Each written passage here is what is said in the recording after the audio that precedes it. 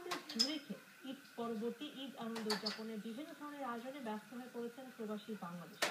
আমাদের সুইজারল্যান্ড প্রতিনিধি বাকিউল্লাহ খান রিপন জানান, রবিবার ছুটির দিন হওয়া ঈদের আমেজ থাকতে থাকতে একত্রিত হয়েছিলেন বাঙালিরা।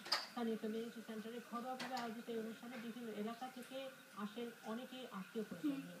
এবারে ঈদের ছুটি না থাকলে সেভাবে ঈদ উদযাপন করতে পারেনি। অনুষ্ঠানে মজাদার খাবার দাবার, বিভিন্ন ধরনের খেলাধুলা এবং সাংস্কৃতিক অনুষ্ঠান, মহিলা পুরুষদের দড়ি টানাটানি, কিশোর কিশোরীদের ঘোড়দৌড় এবং ছোট শিশুদের বিস্কুট দৌড়ে প্রতিযোগিতা। এ সময় আয়োজক ও কমিউনিটি বিশিষ্ট নাগরিকদের মধ্যে উপস্থিত ছিলেন খান মামুন, আবদুল্লাহ, কেয়া, সিনু, আলামিন শিকদার, আব্দুল জহির খান এবং ইকবাল সহ অন্যরা।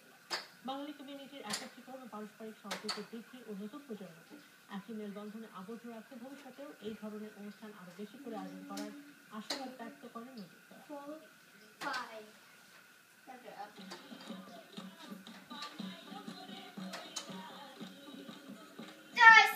Papa. That's a mama. That's a mama. That's a mama star. Yep.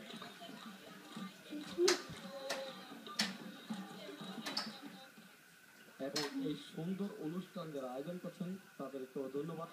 দেশে থাকলে সারাদিন গেস্ট আসতো, করতাম, বেড়াতে যেতাম, অনেক ভালো লাগছে, মজা অনেক, সবাই একসাথে মিলে শুধু একটা ঈদ পার্টি।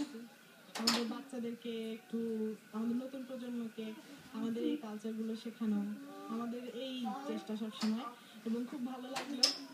ঈদের দিনটা আসলে আমরা বসে বসে কাটাইনি, সবাই একসাথে অনেক আনন্দ করেছি, ভালো লাগছে।